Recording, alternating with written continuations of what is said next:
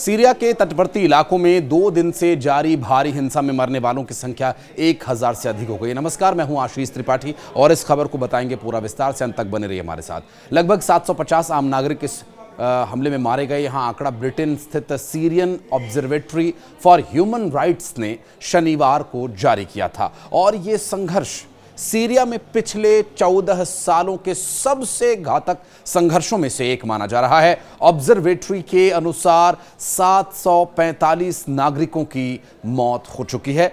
इसमें 125 सरकारी सुरक्षा बलों के जवान भी मारे गए।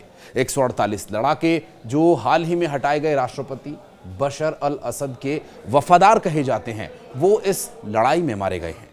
गुरुवार से शुरू हुई ये झड़पें नए शासन के खिलाफ बड़ी चुनौती बनकर उभरे हैं। 3 महीने पहले सीरिया में असद को सत्ता से हटाने के बाद नई सरकार बनी थी।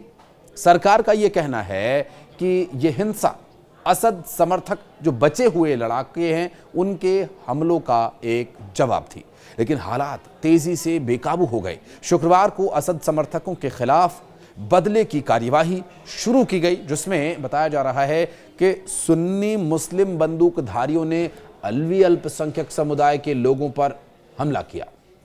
अलवी समुदाय लंबे समय से असद का समर्थन करता आया है, जिन्होंने ये सब कुछ अपनी आंखों से देखने का दावा किया। उनका यह कहना है कि अलवी समुदाय के लोगों को उनके घरों के दरवाजों पर ही मार दिया गया।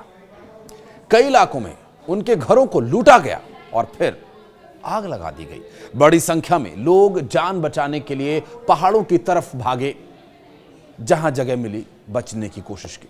स्थिति भयावह थी। शवों को उठाने तक की अनुमति नहीं दी गई थी।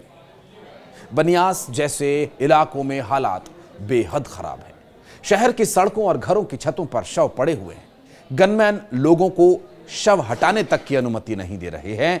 और इतना ही नहीं, लताकिया शहर के बड़े हिस्से में बिजली और पानी की आपूर्ति पूरी तरह से ठप है और कई बेकरीज बंद हो चुकी हैं।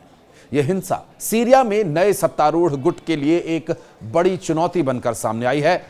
बशर अल असद की सत्ता से बेदखली के बाद यह संघर्ष देश में गहरी जाति और धार्मिक दरार को उजागर करता है। स्थानीय लोगों को डर है कि अगर स्थिति नहीं संभली तो यह संघर्ष और अधिक खूनी और अधिक भयावह हो सकता है। हालांकि इन सब के बीच एक सवाल जो बार बार उठ रहा है, वो सवाल ये कि आखिर इन सब का जिम्मेदार कौन है।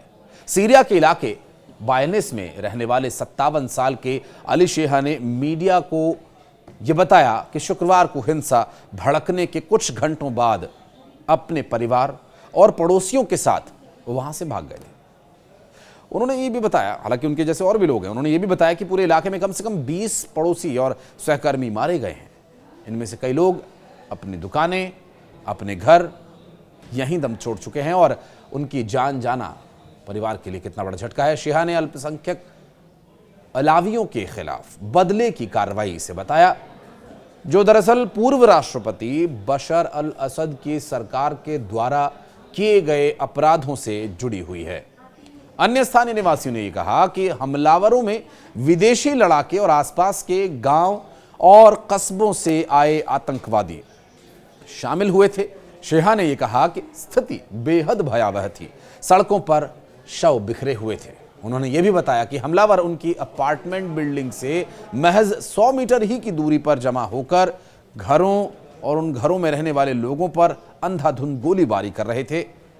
एक घटना का जिक्र करते हुए उन्होंने यह भी बताया कि हमलावरों ने लोगों से उनके पहचान पत्र तक मांगे ताकि उनके धर्म और संप्रदाय की पुष्टि हो सके और फिर उन्हें मार दिया गया। इसके अलावा हमलावरों ने कई घरों को आग लगा दी, गाड़ियां लूट ली, घरों में चोरियां हुई।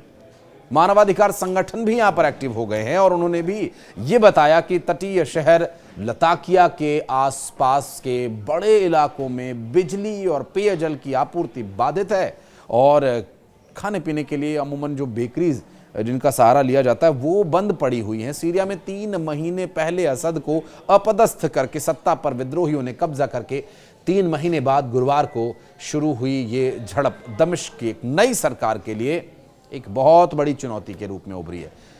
इस वीडियो में पूरे तथ्यों के साथ हम आपको सिर्फ जानकारी देंगे। सरकार ने कहा कि वे असद के समर्थकों द्वारा किए गए हमलों के खिलाफ कार्रवाई कर रहे हैं। उन्होंने बड़े पैमाने पर हुई हिंसा के लिए अलग अलग लोगों के द्वारा की गई कार्रवाइयों को इसके लिए जिम्मेदार ठहराया। सीरिया में हालिया झड़पें तब शुरू हुईं जब सुरक्षा बलों ने गुरुवार को तटीय शहर जबलेह के पास एक वांछित व्यक्ति को हिरासत में लेने की कोशिश की।